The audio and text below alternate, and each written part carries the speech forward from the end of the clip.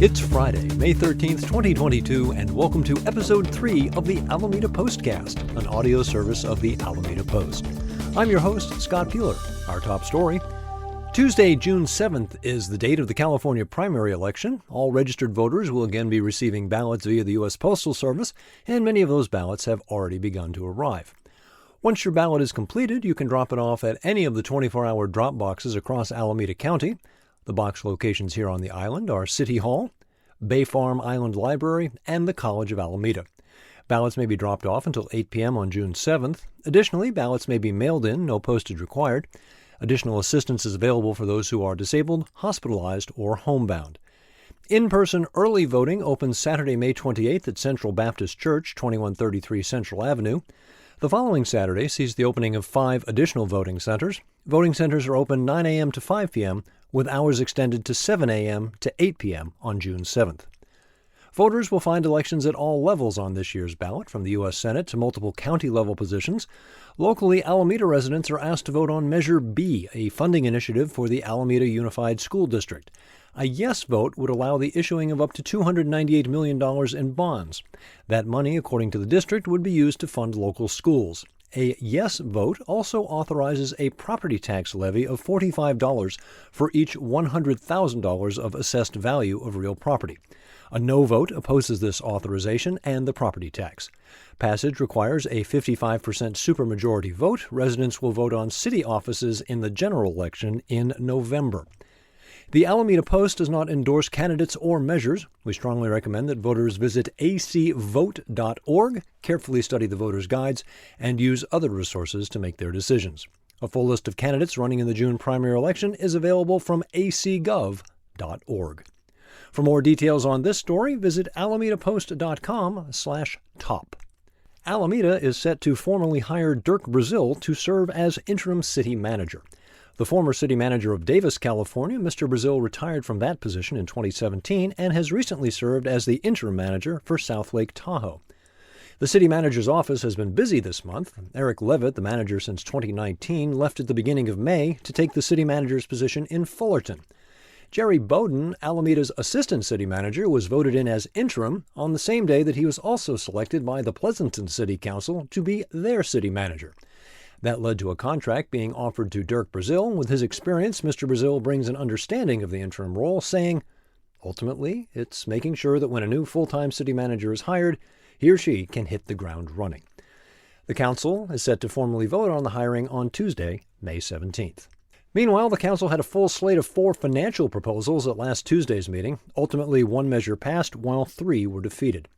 The 4 proposals brought before the council were a 4% tax rate on cannabis businesses' gross receipts, an increase in the business license tax on medium to large businesses, a $95 million bond for capital expenses and repairs, and increasing the hotel tax by 1% to 2%. The cannabis tax and business license tax both received unanimous no votes, with public commentary noting that dispensaries were a fledgling business already competing with illicit sales, and businesses testifying that an increase in business license taxes was ill-timed in the wake of continuing recovery from pandemic. The bond measure, including polling to explore voter sentiment, failed on a 3-2 vote, with the mayor and vice mayor in favor and the remainder of the council opposed. Alameda's hotel tax, also known as a temporary occupancy tax, currently stands at 10%, which is lower than surrounding cities. On a 4-1 vote, it was decided to move ahead with exploring an increase in the tax, beginning by reaching out to hotel owners to assess viability, with Trish Herrera Spencer casting the dissenting vote. Since their founding in the year 2000, San Francisco's We Players has been exploring and expanding the definition of theater. The troupe brings live performance to unexpected spaces, such as their acclaimed 2010 staging of Hamlet on Alcatraz. Opening Friday, May 27th and running for 5 weekends, We Players brings a world premiere to Alameda with The Keeper. This one-woman show, conceived and performed by founding artistic director Ava Roy, draws on the real-life stories of over 100 women who served as lighthouse keepers from Maine to California. Performances will be at Alameda Point in the courtyard of Building 16 at the corner of West Essex Drive and Saratoga Street. Follow the signs from City Hall West. Proof of vaccination required. Masks optional. For more details, visit weplayers.org. That's WEPLAYERS.org. The Post's popular historical walking tours resume. In May, we focus on railroads. This Saturday, explore the South Pacific Coast narrow gauge lines that date back to 1877. Those trains continued operation until 1941. Join Dennis Evanosky as he shares the stories of the South Pacific Coast Line, the first of 3 tours focusing on the tales of the rails here on Alameda. Dennis brings a personal touch to this series, having worked as a track hand himself for the Chesapeake and Ohio Railroad. Yes, Dennis was what was commonly referred to as a Gandy dancer. For details on the South Pacific and a preview of what to expect on the tour, visit alamedapost.com. For tickets, head to alamedapost.com/tours. Now a look at upcoming events of interest to the Alameda community. This Tuesday, May 17th, the Alameda Backyard Growers present an online seminar to guide you in growing rare fruit. Brian Lavin will talk about the work done by the California rare fruit growers and what kinds of fruit you can grow here on Alameda. You can register for the event at eventbrite.com. That's eventbrite.com. Search for the Alameda Backyard Growers. Sunday, May 22nd, it's a celebration of all things bicycle with the annual Alameda Bike Festival from 11:30 until 2:30 at the Bay Farm School. This family-friendly event includes a bike rodeo, tune-ups, helmet fittings, and a class on the ins and outs of urban cycling. Details at alamedabikefestival.org. The City of Alameda is looking for your input on the Clement Avenue Tilden Way Improvement Project. The project uses the abandoned railroad right-of-way along the eastern terminus of Clement Avenue and Tilden Way to extend the Cross Alameda Trail between Broadway and the Miller-Sweeney Fruitvale rail bridges. You can submit your opinion via an online survey, participate in a virtual community workshop on Wednesday the 18th, or take advantage of an in-person open house at the main library on 1550 Oak Street, Thursday the 19th from 11:30 to 1:30. Details on the city's website, alamedaca.gov. In Alameda news around the web, the City of Alameda has released a new request for proposal for cultural arts and arts programming. This includes grants for the performing arts, literary arts, and more. There is a total of $60,000 available to be distributed across 4 grants of $5,000 and 4 grants of $10,000. Details on the city's website, alamedaca.gov. Angelica Cabral of the Mercury News is reporting that Alameda has designated 3 city-owned homes in Alameda Point for renovation in order to house homeless families and individuals. The measure passed the City Council on a 3-2 vote on May 3rd. 2 of the houses will be for families, with the third meant for up to 6 individuals, with a preference given to seniors.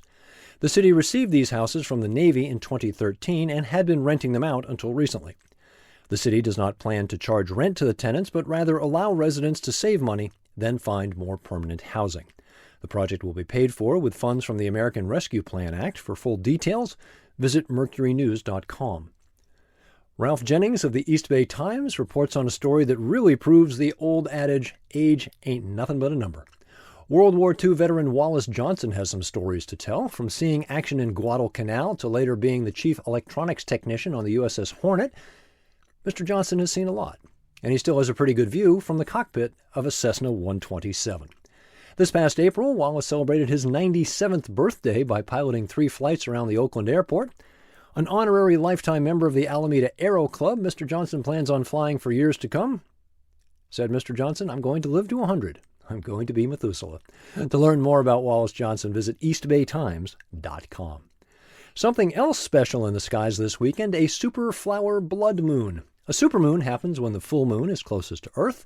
The May full moon is called the flower moon, and the blood is because we'll be treated to a total lunar eclipse when the moon appears red. If the weather cooperates Sunday night, look to the east between sunset and 10 p.m. That's it for this episode of the Alameda Postcast. Visit our website, alamedapost.com/newsletter to sign up for our weekly newsletter. As always, it's free, and we will never sell or give your information to anyone. You can also find us on Facebook, Instagram, Twitter, and YouTube. Find the Postcast where you get your podcast, or simply tell your smart device to play the Alameda Postcast podcast. I'm Scott Bueller, and I'll be back next Friday for episode 4 of the Alameda Postcast. Until then, enjoy the superflower blood moon and have a great week.